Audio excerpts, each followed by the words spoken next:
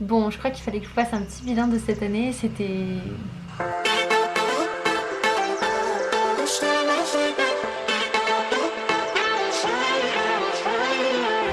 I was always a careful dreamer. Wild thoughts lock them up, never free them. I was waiting for no reason. 1,000 thoughts rising up through the ceiling. Break it down, I break it down. 'Cause I gotta let go, I gotta let go. Alors pour revenir sur ces moments de vie, j'ai choisi de partager avec vous les événements culturels, les découvertes et les voyages qui ont construit cette aventure. Sur certains points, je compte faire des vidéos, sur d'autres, j'en ai déjà fait et ça permet de donner un aperçu de ce qui a construit mes rencontres, les réflexions et les décisions que j'ai pu prendre. J'ai omis volontairement ou involontairement certains aspects de ma vie qui sont plus d'ordre privé ou bien qui me semblaient hors sujet. Mais ça reste quand même une grande aventure, cette aventure culturelle de cette année-là. Et peut-être que vous retrouverez des événements culturels que vous connaissez, ou peut-être que vous allez découvrir de nouveaux événements culturels. En tout cas, quoi qu'il en soit, je vous amène avec moi, mois par mois. Je précise que j'ai pas du tout la prétention, le talent ni les moyens de certains vidéastes de voyage, mais je crois qu'on partage à peu près la même passion et j'espère quand même vous faire un peu voyager.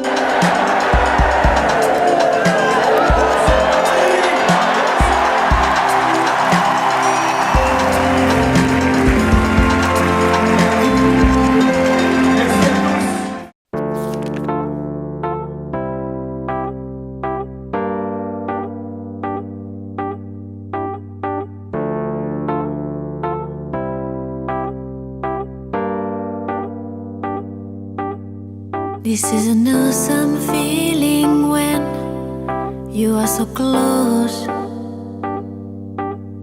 The emptiness just flies away. You console all. If we could stop.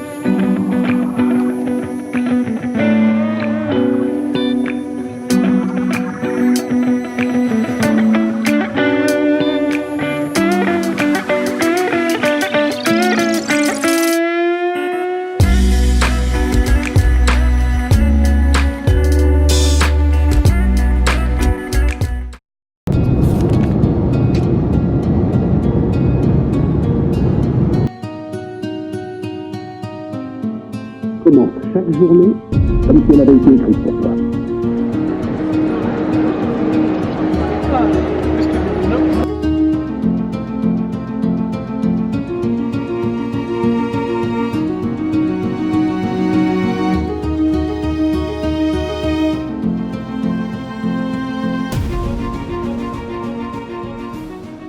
Alors voilà, ce petit bilan parce que j'ai eu la chance de traverser de nombreuses expériences qui m'ont beaucoup fait grandir cette année. Et à travers ce contenu, j'avais aussi envie de faire passer le message que beaucoup de choses peuvent arriver quand on s'en donne les moyens. Parce que ma vie n'était pas du tout tracée comme ça à la base. Et ce voyage était vraiment unique, cette aventure-là. Mais si ce genre de vie vous tente, franchement, créez-la. Je pense que vous en êtes totalement capable. C'est aussi en regardant des vidéos sur YouTube de gens qui m'inspirent, de gens qui voyagent ou de gens qui donnent des astuces que ces petites graines se sont plantées dans ma tête. Et après, c'est sûr que ça a demandé beaucoup d'organisation, beaucoup d'apprentissage, beaucoup de temps et d'énergie. Parce que si j'ai des gens qui m'entourent et qui sont un peu partout dans le monde ou bien qui voyagent, c'est souvent parce que soit ils habitent là-bas, soit ils sont en tournée parce qu'ils sont artistes et c'est pas du tout les mêmes cadres de visa, la même organisation, les mêmes finances non plus, puisque sur le plan financier, c'est moi qui me suis payé mes voyages. J'ai travaillé dans des petits boulots à côté, j'ai fait beaucoup d'économies. Et je vous amène pas, j'ai pas souvent ma caméra dans ces moments-là, mais je vous raconte pas le nombre de fois où je me suis retrouvée sous la neige, sous la pluie, dans le vent, avec des kilos et des kilos de bagages à marcher assez longtemps pour en avoir des bonnes courbatures. Et c'est pas toujours des moments rigolos, c'est vrai qu'il y a des moments où dans ces voyages tout n'est pas magique, on montre souvent les chouettes parties, mais il y a des moments où on a envie d'abandonner, il y a des moments où c'est difficile. Mais pour être sincère, cette année j'ai beaucoup plus pleuré de joie que de tristesse, donc j'ai vraiment aucun regret, j'adore ma vie. Et puis je vous montre pas non plus toutes les parties de la vie entre guillemets normale, de ma vie un peu plus privée comme je vous disais, mais je continue à voir ma famille, à voir mes amis, à aller prendre des cours de danse ou à danser pour moi-même, à faire du yoga, je continue à apprendre des choses en lisant ou en étudiant. Et puis comme tout le monde, je dois faire des courses, la vaisselle, les mails, le ménage, des choses de la vie normale. Donc en effet tout ça doit un peu s'organiser et se caler. Mais franchement je trouve que ça vaut vraiment la peine. Et depuis que j'ai commencé à choisir ce mode de vie là et à changer un peu, j'ai l'habitude de dire que j'aurais pas pu rêver la vie que j'ai aujourd'hui parce que c'est bien trop beau et c'est vrai. Donc si on fait le bilan de cette année, c'était sûrement la plus riche et la plus diverse qui m'a été donnée de vivre. C'était franchement génial et assez incroyable pour être honnête. Mais du coup maintenant je suis un petit peu fatiguée et je pense prendre le temps de me poser un petit peu pour digérer, pour essayer de comprendre un peu ce qui s'est passé. Et je pense que c'est un moment assez propice aussi cette fin d'année pour justement prendre ce temps de voir un peu qu'est-ce qu'on a pu vivre et qu'est-ce qu'on a envie de vivre pour l'année qui arrive, tout simplement. Sur ce, je vous souhaite une très belle fin d'année et une magnifique nouvelle année, qu'elle soit riche en accomplissements, en découvertes, en surprises, en amour, mais aussi en échecs, en rebondissements et en aventures. J'espère vraiment qu'elle sera toutes ces choses magnifiques. Et je voulais aussi vous remercier du fond du cœur pour tout ce que vous donnez, pour tout ce que vous partagez, pour tout ce que vous échangez à travers ce projet là de chaîne YouTube. Sans vous elle n'aurait pas du tout la même vitalité, donc vraiment merci beaucoup de participer et de construire ça avec moi. Vous faites avancer le projet mais vous me faites aussi avancer et ça c'est vraiment un très beau cadeau de faire partie de cette aventure. Merci d'avoir passé ce moment avec moi et passez une très belle journée.